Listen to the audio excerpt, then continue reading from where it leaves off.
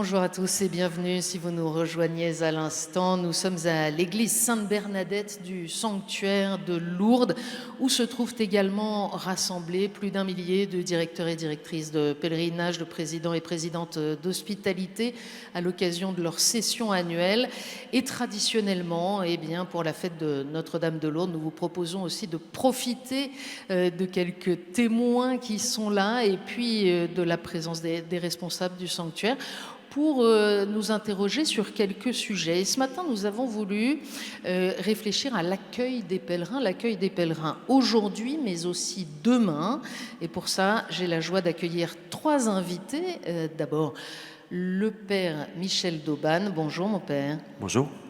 Vous êtes prêtre du diocèse d'Évreux, vous êtes recteur de ce sanctuaire de Lourdes depuis 2022. Et vous veillez au quotidien à ce que le sanctuaire demeure un lieu de prière, d'accueil, de miséricorde, fidèle au message confié à Sainte Bernadette, et à ce que toutes et tous puissent y être accueillis, accompagnés, logistiquement et spirituellement, parce qu'il faut que les deux aillent ensemble. Et puis avec nous pour en parler aussi Mathias Terrier. Bonjour Mathias. Bonjour. Vous êtes directeur du département accueil du sanctuaire.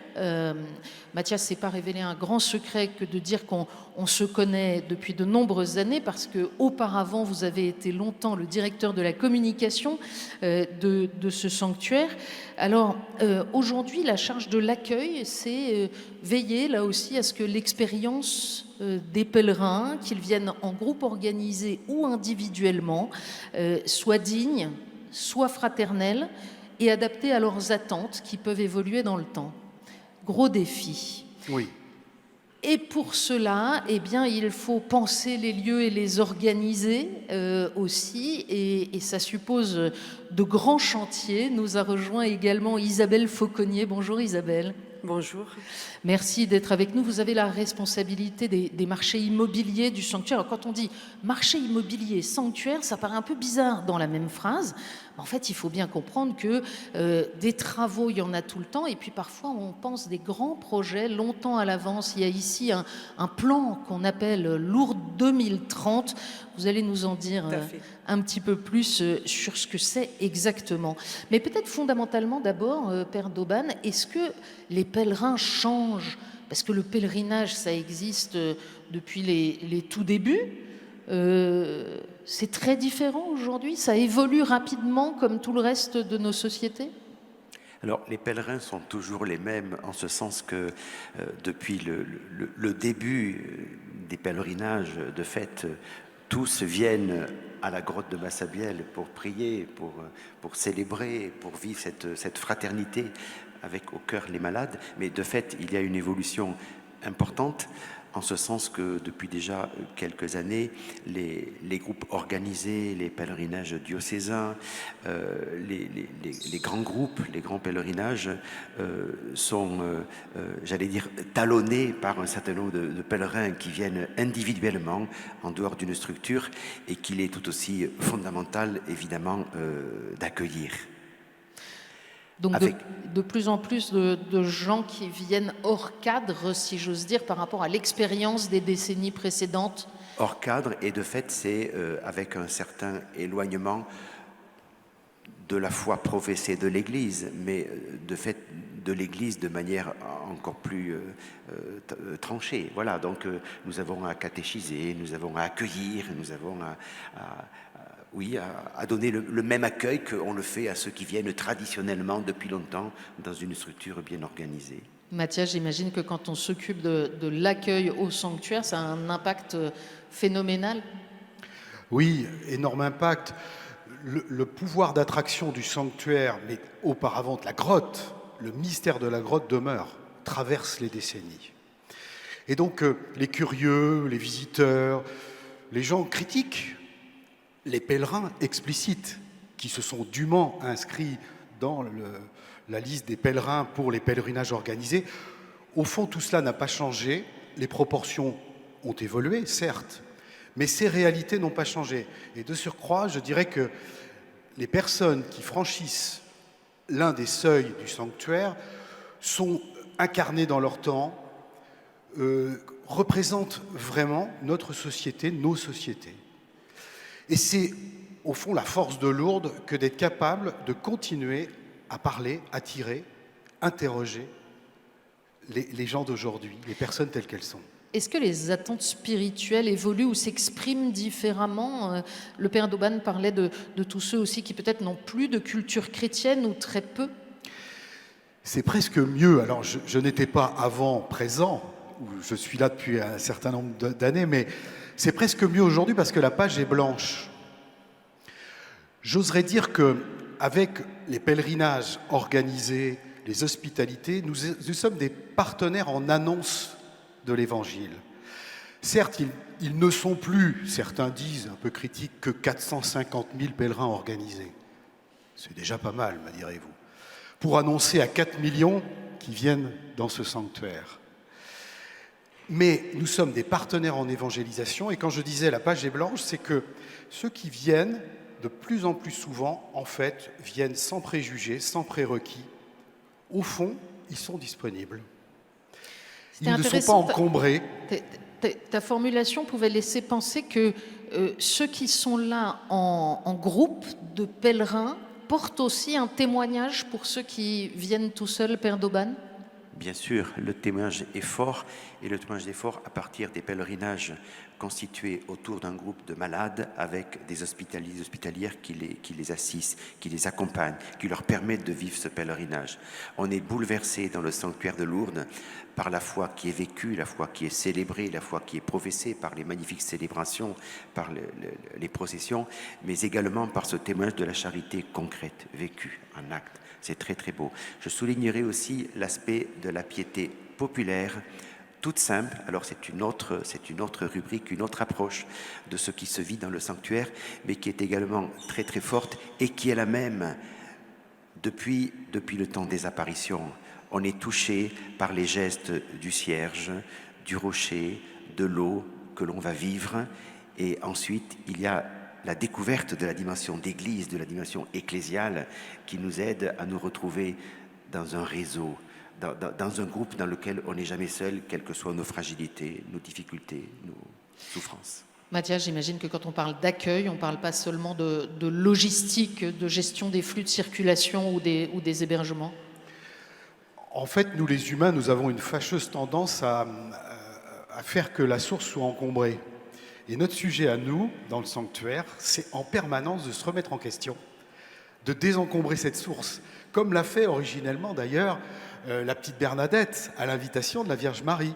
Parce que cette source, il fallait d'abord la débusquer en quelque sorte, ensuite faire qu'elle ne soit plus boueuse, et puis qu'elle coule, et qu'elle jaillisse, et qu'elle soit abondante comme elle l'est encore aujourd'hui. Et nous, en fait, on organise, mais on a des idées parfois ancrées, on a des certitudes, et puis il faut se laisser bousculer. Et aujourd'hui, à la fois, il faut avoir des lignes forces dans une proposition pastorale liée au signe de Lourdes, comme vient de le dire à l'instant le père d'Auban, et en même temps accepter que nous soyons complètement bousculés, que nos plans soient déjoués. Le signe de l'eau, qui a émergé à la faveur d'une grande difficulté, nous ne pouvions plus baigner les personnes aux piscines, les immerger, plus comme avant. Et du fait du Covid, hein, pour ceux qui n'auraient pas suivi. Durant la période Covid. Et voici que ce signe de l'eau, qui était originellement dans le message de Lourdes, allez boire à la source et vous y lavez, voici qu'il émerge et qu'aujourd'hui, il est devenu populaire et nous assistons, je pense, nous, ces contemporains de l'émergence du signe de Lourdes, à quelque chose qui va devenir phénoménal, qu'il est déjà. Alors, il y a une part d'organisation, oui. Et donc il y a aussi une part de gestion des lieux, y compris de travaux. Isabelle, je me tourne enfin vers vous. On pense un projet immobilier par rapport au nombre de personnes qu'on doit accueillir, à là où elles vont rentrer, où est-ce qu'elles vont circuler, où est-ce que les gens passent, comme si c'était une gare. J'ai envie de dire, je vous provoque un peu. Oui, c'est un peu... non, on ne pense pas que comme ça. Je crois que la première chose qui est importante pour nous, le père d'Auban parlait des gestes que l'on vit ici. On est aujourd'hui les héritiers de tout ce patrimoine bâti, mais qui est aussi un patrimoine vivant, un patrimoine culturel. Et nous avons une charge de transmission de ce patrimoine pour continuer à vivre ces gestes comme ils sont vécus depuis longtemps. Et à ce titre-là, comme on entretiendrait notre maison, on a cette charge d'entretien et d'accueil des pèlerins, d'accueil comme on accueille chez nous un invité. Et de la même façon, on accueille nos pèlerins en gérant des questions, effectivement, d'hébergement, des questions de logistique, des questions d'utilisation des lieux de culte, par exemple, de façon à ce que le pèlerin puisse être accueilli comme il était chez lui, comme il est chez lui, j'ai envie de dire. Vous parlez d'hébergement. De fait, on a tous en tête un peu dans cette grande histoire des pèlerinages, le fait qu'on est passé des très grandes salles, des très grands dortoirs à des chambres de 4 ou 6 malades. En même temps, des chambres de 6 malades aujourd'hui, ça doit plus très bien marcher, Mathias. Oui, c'est vrai qu'au cœur de ce sanctuaire, on parle d'hébergement. On a l'accueil Notre-Dame, l'accueil Marie-Saint-Fray aussi, qui a été le premier accueil de malades, en 1874. Et puis, on a refondé dans les années 1996-97 ces nouveaux accueils de malades. C'est phénoménal ce que nous vivons en termes de capacité de faire en sorte que les personnes en fragilité soient au cœur même du sanctuaire et accueillies comme il se doit. Mais nous devons à nouveau évoluer. C'est un fait qu'il y a besoin de sous. Là, je me tourne vers ma voisine. Il faut faire des collectes de fonds, il faut trouver les moyens pour que les chambres à 6 lits ne soient plus que des chambres à 3 lits. Mais il y a plein d'autres investissements qu'il nous faut faire. Vraiment, là-dessus, on est très concret. Vous savez, Philippines, on parle millions, ça peut donner le tournis, mais on en a besoin. Les mètres carrés sont nombreux, les toitures aussi, les ascenseurs nous coûtent cher. Là, on va rentrer dans le concret. Les cuisines centrales doivent être refaites, que sais-je. Vous pouvez parler de logistique, nous sommes capables de le faire. Tout à fait. Alors, je crois qu'effectivement, le premier sujet, c'est vraiment la maintenance, on va dire, générale de notre sanctuaire. On parle des toitures, on parle de la voirie, on parle de tous ces éléments qui ont besoin d'être entretenus au quotidien.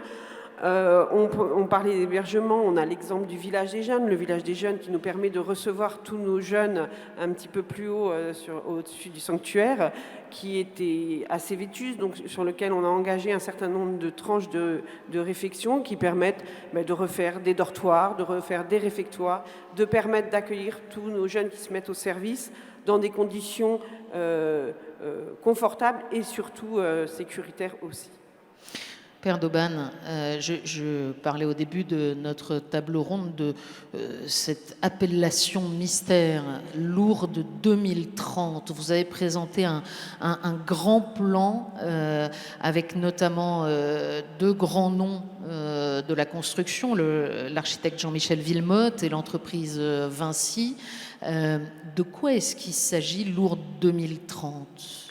Je dirais que le défi pour m'inscrire dans la continuité parfaite d'Isabelle et de Mathias, qu'il s'agit pour le sanctuaire à la fois d'entretenir, de recevoir un héritage, de l'honorer et en même temps d'innover, voilà, puisque les pèlerins d'aujourd'hui ne sont pas exactement les mêmes ceux d'hier et encore moins d'avant-hier. Et de fait, il y a donc à travers ce grand dossier 2030, Lourdes 2030, d'avoir discerné un certain nombre de périmètres précis, donc c'est tel bâtiment, c'est tel lieu, c'est les piscines, c'est l'accueil Notre-Dame, c'est la porte Saint-Joseph, c'est le village des jeunes, et de voir dans quelle mesure, à la fois dans ces différents lieux, il y a un entretien absolument évident et un renouvellement. Voilà. Parfois, il s'agit d'innover, de mettre en place une structure, un bâtiment, un espace qui n'existait pas auparavant et qui est fondamental pour accueillir tous ces pèlerins individuels et organisés dans une dimension qui va être plus catéchuménale, puisqu'aujourd'hui, tous ceux qui sont baptisés à Pâques, tous les adultes dont on parle beaucoup aussi, de fait, ils viennent dans le sanctuaire. Et dans quelle mesure on sait les accueillir et leur dire quelque chose de la foi, de l'importance d'appartenir à l'Église. Et donc, ces grands périmètres qui ont été identifiés, nous les travaillons en lien avec les entreprises que vous venez de nommer. Au fur et à mesure que le discernement plus précis se fait avec les acteurs du sanctuaire, ceux qui travaillent, ceux qui animent, les chapelains, les religieux, les bénévoles, les hospitaliers et les pèlerins, et ensuite en fonction aussi de l'avancée de la collecte de fonds, puisqu'effectivement, comme le disait Mathias, il faut de l'argent et ça peut nous donner parfois un petit peu le tournis. Mais on garde une sérénité dans un discernement pastoral et en fonction de ce qui doit se faire de manière aussi plus ou moins urgente. On n'est pas toujours très à l'aise, nous les cathos, avec les questions d'argent et de levée de fonds. Hein. C'est pas toujours très, très culturel. Comment, quand on est recteur d'un sanctuaire comme Lourdes, on parle de Marie, de Bernadette, et de temps en temps, il faut aussi parler de j'ai besoin de plus de 100 millions pour transformer le sanctuaire de Lourdes pour demain? Oui, alors, on commence par prier l'Esprit Saint. Et on poursuit en allant parfois loin, y compris sur d'autres continents. Et bien sûr qu'il convient de présenter les dossiers structurés, solides aux personnes qui ont souhaité de donner, mais il s'agit fondamentalement pour moi de leur parler de Lourdes, du message de Lourdes et de ce qui se vit ici concrètement et ce qui touche, ce qui bouleverse et ce qui fait que certains ouvrent leur portefeuille et parfois très grand, c'est cela. C'est pas la grandeur d'un projet pharaonique, c'est tous les miracles qui se vivent dans le quotidien ici dans le sanctuaire. Quand on gère les investissements, Isabelle, on est témoin de miracles aussi? Bien sûr, quand on a la chance d'accueillir les pèlerins au début de chaque saison en mettant à leur disposition des nouveaux endroits, des endroits rénovés, on parlait des lieux de culte tout à l'heure, pouvoir proposer une chapelle, une nouvelle chapelle à un groupe plus accessible pour les personnes en situation de handicap, pouvoir proposer des lieux de culte mieux éclairés, mieux chauffés, puisque la transition énergétique est aussi un sujet au sanctuaire, c'est toujours quelque part une façon d'accueillir et la grâce qu'ils peuvent recevoir et que nous recevons avec eux à ce moment-là. Ce qui est compliqué pour nous, c'est de tenir cette ligne de crête entre, bien sûr, une confiance, un lâcher-prise, parce que c'est l'essence même de notre foi, et en même temps d'être des bons gestionnaires, d'être sérieux. Et donc, parfois, on appuie trop sur le côté sérieux, on parle millions, on parle plan, on parle cahier des charges, que sais-je. Et puis d'autres fois, il faut dire, mais là, Seigneur, je ne sais pas trop où je vais. Là, c'est plus compliqué. Et donc, je sens bien que ce discours peut être un peu compliqué parfois à tenir. Mais la force que nous avons à Lourdes, c'est quand on voit ce que nos prédécesseurs ont fait, avec quelle audace, on se dit quand même, si on veut marcher dans les pas de ceux qui ont œuvré avant nous, et puis la petite Bernadette, quand même, elle aussi, étonnante. Elle ne savait rien, souffreteuse, 14 ans. Elle va dire au curé de Lourdes, qui est une armoire à glace, il faut construire une chapelle. Père, si je puis me permettre, c'est moins compliqué que pour vous d'aller aux États-Unis que elle, à l'époque, d'aller voir le curé de Lourdes, je pense. Je peux me permettre de vous provoquer avec ça, mais vous voyez. Alors, on a un peu envie de savoir ces transformations, parce que pour tous ceux qui nous regardent et qui connaissent Lourdes, qui sont peut-être pour certains des habitués du sanctuaire, vous allez tout bouleverser, Isabelle? Non, il ne s'agit pas de tout bouleverser, il s'agit d'organiser les années à venir, de pouvoir continuer à assurer notre mission.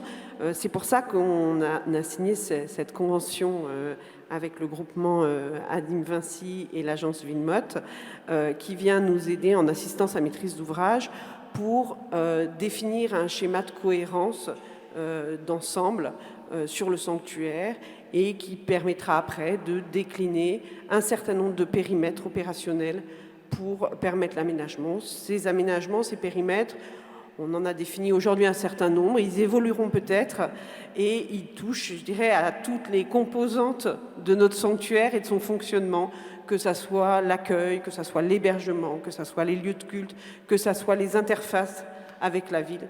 Il y a tout un tas de composantes. Est-ce que Lourdes peut encore surprendre aujourd'hui, Père Michel d'Auban?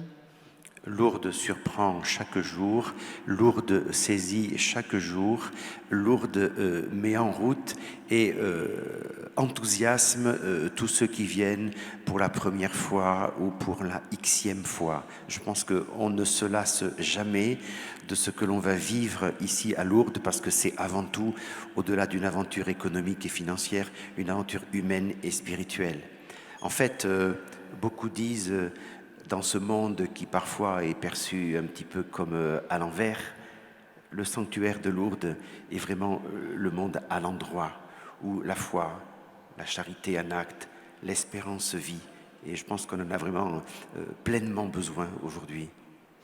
Mathias, on l'a dit, les pèlerins peuvent changer, ils sont divers, il y a les hospitalités, les groupes de pèlerins, il y a les individuels, il y a des rapports à la foi qui peuvent être très divers, des gens très croyants, très priants, et puis d'autres peut-être qui savent très très peu de choses de la foi. Qu'est-ce que vous aimeriez que chacun emporte avec lui, que chacun dise de Lourdes quand il repart?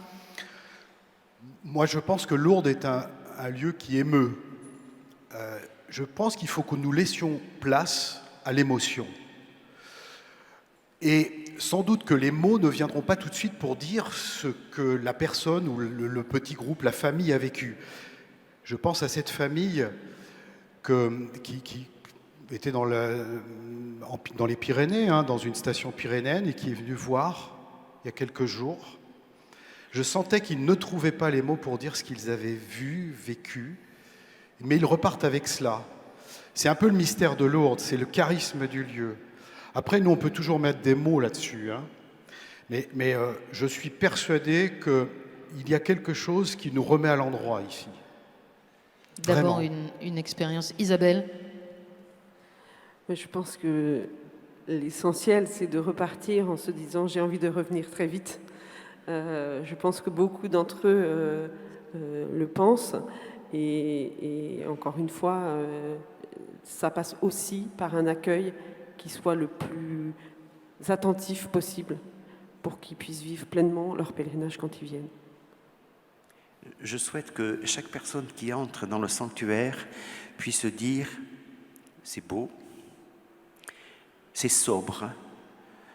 On n'entre pas dans des projets pharaoniques, on ne veut pas faire un Walt Disney spirituel, c'est pas ça du tout le sujet, ça correspondait plus du tout à ce qui est attendu de la part des plus petits, des blessés de la vie qui viennent ici en nombre important. Et en fait, ce que j'ai vécu, ce qui s'est vu, ce qui s'est remarqué, c'est vraiment, en fait, la réponse à cette parole de la Vierge à Bernadette le 2 mars 1858, aller dire aux prêtres de bâtir une chapelle et que l'on y vienne en procession. Donc c'est une chapelle. Alors évidemment, il y a des chapelles qui sont plus ou moins grandes, je le concède, et dont la beauté n'est pas exclue non plus, mais voilà, je pense que c'est important de garder cet esprit initial de la simplicité, de l'humilité, de la vérité, de l'authenticité de ce qui se vit. On a dit tout à l'heure que c'était un témoignage pour ceux qui viennent individuellement, mais pourquoi est-ce que, aux yeux des responsables du sanctuaire, le pèlerinage organisé, le pèlerinage traditionnel reste aussi important? Parce qu'il est le cœur de ce témoignage-là. Je pense que le jour où il n'y a plus de malades, ça n'arrivera jamais, mais le jour où il n'y aura plus de malades, avec des hospitaliers qui les entourent et qui les servent, qui les accueillent, qui les aiment, eh bien, de fait, le sanctuaire perdrait quelque chose de sa substance originelle. Et donc ça, c'est absolument fondamental. Et peut-être il faut passer un message là-dessus, parce qu'on sait que c'est plus difficile pour les jeunes générations comme démarche. D'abord, on est dans une logique beaucoup plus individualiste aujourd'hui, et donc passer plusieurs jours dans le cadre d'un groupe, on ne choisit pas son emploi du temps, ça ne s'envisage pas très facilement. Et à la fois du côté des hospitaliers, du côté des participants aux différents pèlerinages, qu'est-ce que vous voudriez dire à ceux qui peut-être sentent qu'il y a là quelque chose, mais hésitent? En fait, les réflexes communautaires n'ont jamais été aussi forts aujourd'hui. Ils sont très forts même dans la jeunesse, on le voit. Hein. En vérité, ce qui est autonomisé, c'est vraiment la démarche de dire je veux être libre d'y être à un moment et de repartir quand je veux. C'est ça la nouvelle donne. Et sans doute faut-il faire un vrai travail pour expliquer qu'il faut du temps pour vivre un pèlerinage, qu'on ne peut pas venir butiner. Ça ne suffit pas. Butiner, déjà, peut-être une bonne chose. Mais c'est une porte d'entrée, parce qu'il ne faut pas Mais décourager les pèlerins d'un jour et ils y prennent qui goût. découvrent. Oui, oui, oui, tout à fait. Et puis, de toute façon, nous n'arriverons pas à faire entrer qui que ce soit dans des carcans. Enfin, il faut rester aussi là-dessus proposant, ouvert, et voir ce qui se passe et avancer avec les personnes telles qu'elles sont. En vérité, chaque directeur de pèlerinage et président d'hospitalité sait qu'il faut cette pédagogie, un peu comme la petite Bernadette à la grotte, à la Vierge Marie, qui au début ne lui dit rien, prend du temps, l'apprivoise. Je pense qu'il faut en passer par là, il faut accepter de ne pas être trop pressé sur ces sujets. Ce qui me semble important, c'est la dimension d'église, cette ecclésialité que beaucoup de pèlerins individuels ne suspectent pas, non pas encore. Et de fait, on découvre ici même le fait d'appartenir à un peuple et d'un peuple solidaire, d'un peuple fraternel, d'un peuple qui croit, qui aime, qui espère. Et ça, je crois que c'est le plus beau cadeau qu'on puisse vraiment donner à notre monde aujourd'hui et à tous ceux qui cherchent. Merci beaucoup à tous les trois. On aura compris qu'il ne faut pas hésiter à soutenir, y compris financièrement, le sanctuaire de Lourdes pour lui permettre ce déploiement vers Lourdes 2030 et puis ne pas attendre 2030 pour venir à Lourdes. Merci beaucoup à tous les trois. Merci à tous.